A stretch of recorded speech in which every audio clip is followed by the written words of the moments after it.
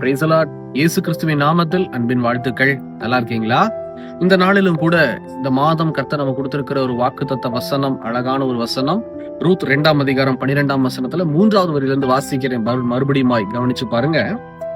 இஸ்ரவேலின் தேவனாகிய கர்த்தருடைய சேட்டைகளின் கீழ் அடைக்கலமாய் வந்த உனக்கு அவராலே நிறைவான பலன் கிடைப்பதாக. எவ்வளவு அழகான ஒரு வசனம் பாருங்க. நிறைவான பலனை கர்த்தர் இந்த மாதம் நமக்கு கொடுக்க விரும்புகிறார். சரி, இந்த நிறைவான பலனை பெற்றுக்கொள்வது சர்வசாதாரணமான ஒரு காரியம் அல்ல. என்ன செய்யணும் நிறைவான பலனை பெற்றுக்கொள்வது? இங்க ரூத் அப்படிங்கிற ஒரு பெண் நிறைவான ஆசீர்வாதத்தை, நிறைவான பலனை கர்த்தராகிய தேவனுடைய நாமத்தால பெற்றுக்கொள்றாங்க. இந்த வார்த்தையை சொல்றது யாருன்னு பார்த்தா போவாஸ் என்கிற ஒரு நல்ல அன்பான தேவ மனிதர் இதோ ரூத்தை பார்த்து சொல்றாரு இந்த வார்த்தைய, நிறைவான பலனை கர்த்தர் உனக்கு தருவார் அப்படின்னு சொல்லி. சரி, எதற்காக இந்த நிறைவான பலன் ரூத்துக்கு கொடுக்கப்படணும் அப்படின்னு சொல்லி ஒரு கொஸ்டின் மார்க் வச்சா, இதுக்கு மேல இருக்கிற வசனத்தை பைபிள்ல வாசிக்கிற நல்லா கவனிச்சு பாருங்க. அதற்கு போவாஸ் பிரதியுத்தரமாக, உன் புருஷன் மரணமடைந்த பின்பு நீ உன் மாமியாருக்காக செய்ததும், நீ உன் தகப்பனையும் உன் தாயையும் உன் ஜென்ம தேசத்தையும் விட்டு முன்னே நீ அறியாத ஜனங்களிடத்தில் வந்ததும் எல்லாம் எனக்கு விவரமாய் தெரிவிக்கப்பட்டது. போவாஸ் இதையெல்லாம் அறிந்தது பிறகுதான் ரூத்துக்கு இந்த வார்த்தையை கொடுக்கிறாரு. இதோ நீ தேவனுடைய சேட்டையின் கீழே வந்ததுனால, நீ அடைக்கலமாய் வந்ததுனால என்ன நடக்க போகுது? நிறைவான பலனை பெற்றுக்கொள்ள போகுது. அப்ப ரூத்துடைய குவாலிபிகேஷன் நிறைவான பலனுக்கு என்னன்னு சொல்லி பார்த்தா, ரூத்துக்கு கொடுக்கப்பட்டிருக்கிற குடும்பத்துல அவங்க உண்மையா இருந்திருக்கிறாங்க. இன்னைக்கு இந்த செய்தி கேட்கிறதான என் ஜனமே, உங்களுக்கு ஒரு நிறைவான பலன் வேணும் அப்படின்னா முதல்ல நீங்களும் நானும் கர்த்தர் நம்ம கொடுத்திருக்கிற குடும்பத்துல உண்மையா இருக்கணும்.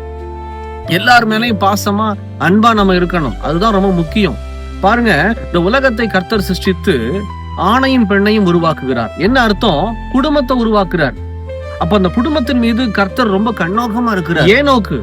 ஏனோக்கு நல்லா கவனிச்சு பாருங்க. ஏனோக்கு ஆண்டவர் சீக்கிரமாவே தங்கிட்ட வேணும்னு சொல்லி எடுத்துக்கிட்டார் இல்லையா? அதாவது உயிரோட எடுத்துக்கிட்டாருன்னு சொல்லி நம்ம பார்க்கிறோம், மாம்சத்தோட.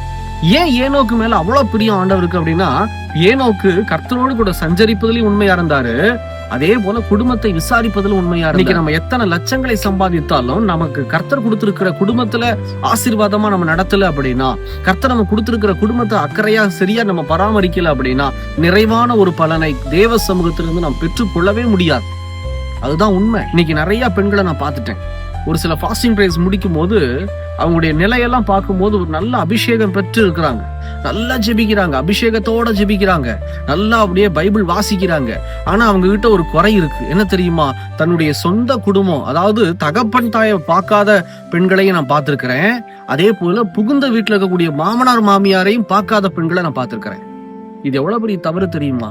நீங்க தேவ சமூகத்துல இருக்கக்கூடிய பலனை நீங்க பெற்றுக்கொள்ளவே முடியாது.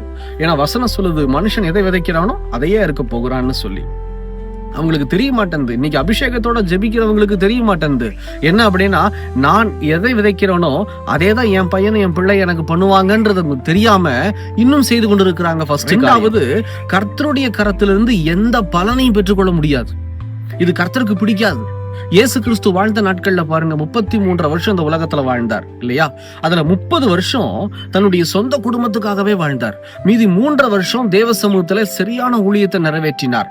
3 வருஷம் முடியும் போதும் கூட, 33 வருஷம் முடிவுல கூட, சிலுவை மரணத்தப்ப கூட பாருங்க, தாயை தனியா விடல, அக்கறை உள்ளவராய் காட்சியளிக்கிறார்.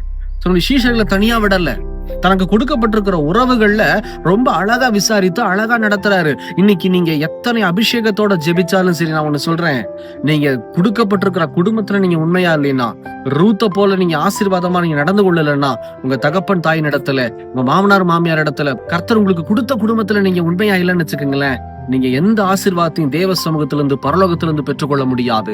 தேவன் உங்களுக்கு பலனையும் நிறைவான பலனையும் கொடுக்கவே முடியாது. மனம் திரும்ப ஜெபிக்கலாமா கண்களை மூடி? எங்களை நேசிக்கிற நல்ல ஆண்டவரே, இந்த வேலைக்காக ஸ்தோத்திரம். இன்னைக்கு நாங்க ஆண்டவரே ரூத்துக்கிட்ட கத்துக்கிட்ட ஒரு காரியம், ரூத்துக்கு ஆண்டவரே கொடுக்கப்பட்ட குடும்பங்களை சரியாய் நடத்துவதன் நிமித்தம் ஆண்டவரே இதோ நிறைவான பலனை உங்களுடைய அடைக்கலத்துக்கு வரும்போது பெற்றுக்கொண்டாங்களே, அப்படியாகவே நாங்களும் செயல்பட எங்களை அர்ப்பணிக்கிறோம்னு சொல்லி அர்ப்பணிக்கிற பிள்ளைகளை கண்ணோக்கி பார்த்து ஆண்டவரே உங்க பாவங்களை மன்னிங்க, பெற்றோரை கவனிக்காத பாவத்தை மன்னிங்க, தனக்கு கொடுக்கப்பட்ட குடும்பத்தை விசாரிக்காத பாவங்களை மன்னித்து கர்த்தர் இந்த பிள்ளைகளை ஆசீர்வதிப்பீராக, நிறைவான பலனை காண செய்வீராக. இயேசுவின் நாமத்தில் பிதாவே, ஆமென். ஜெபியுங்கள். கர்த்தர் உங்களை ஆசீர்வதிப்பாராக. God bless you.